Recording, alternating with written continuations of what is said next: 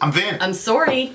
So this is something we don't usually do, but we did a fundraiser called a rockathon where people could just donate $25 and the $25 would get them a quick song reaction while we were on live. So we've broken up all of that rockathon. It literally landed being like 15 hours.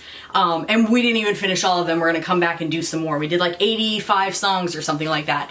So they're gonna be broken up and you'll see us progressively getting more tired. But this is one of the songs, so here we go. There you are. Megadeth-United, Abominations. Let's go.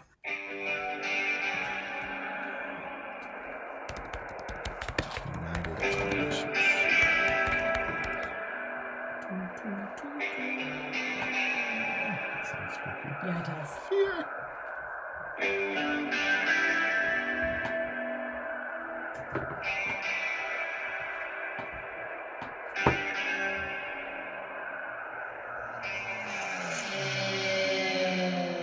Within striking distance from ground zero sits a smoldering international cauldron, the United Abominations, as it were.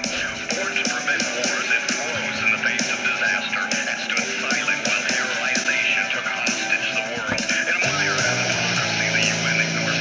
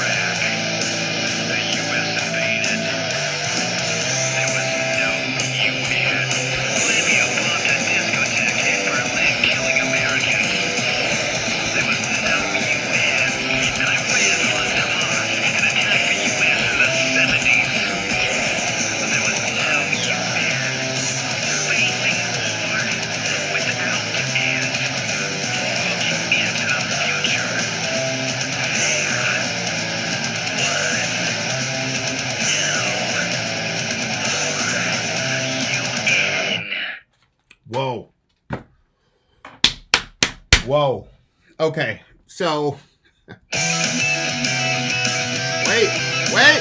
no, Vanilla, no. Okay, Washington is next. that was written in 2007. He was right about Iraq. He was kind of prophetic about Iraq, although a lot of people were saying that when he said, "I fear that it'll take years, I fear, to undo the failings in Iraq." He said that in 2007. Yeah. And 10 years later, wouldn't you know it, there's ISIS, and we're celebrating the death of al-Baghdadi. Yeah.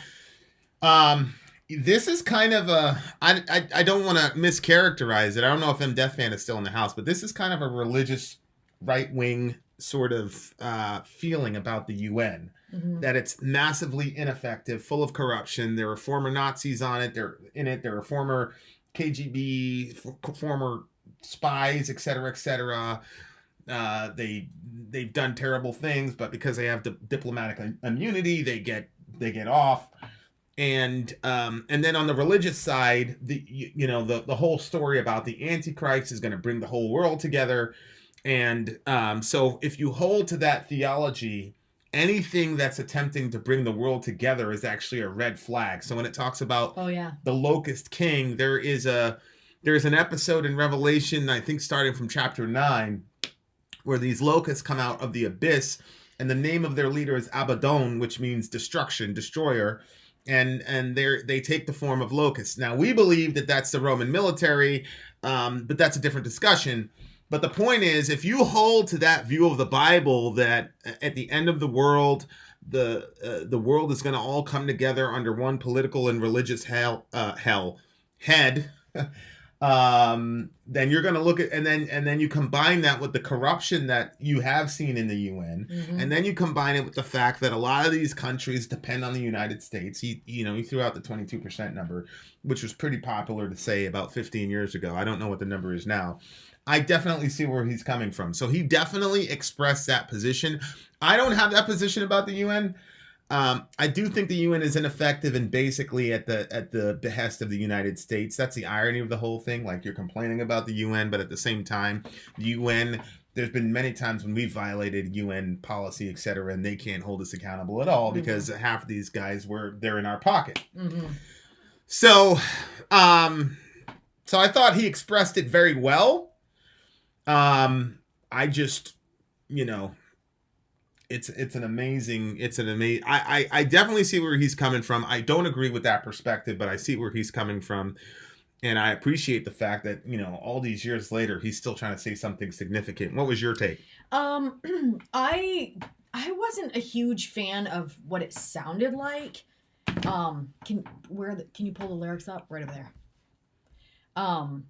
Yeah. Here.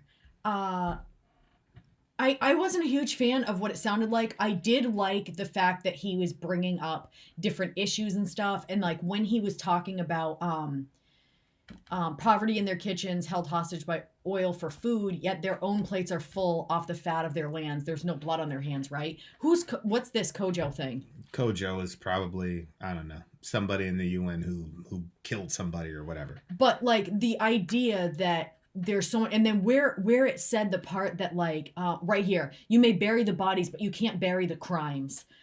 Like, there's so much that's going on, so many different things, and like I don't know, like I just like, it's sad that so many people are like dying and just being buried in all these situations because they're stuck in the middle of some political stuff. Yeah, and I agree with Perkinos' statement. The UN can be rather ineffective, but multilateral institutions are still rather good for the world. I agree. That's the position I take. Mm-hmm. I agree that the UN is ineffective, but a large reason that they're ineffective is because they're beholden to the United States, and we can pretty much do whatever we want. I mean, Trump said that. He went to the floor of the UN and said, "Hey, you guys want to play games? We'll just take our money back." Yep. And the thing about Trump is he's saying what we've done. Now, Obama had too much tact to say it, but it was the same policy. Mm-hmm. So it's always there. The scripture says a borrower is a slave to the lender. And so mm-hmm. these countries are basically, they're beholden to us. And, they're not going to say, screw you, America. Right. Anyway, what do you give the song? 7. It's about an 8.2 for me. We're going right into we're going right into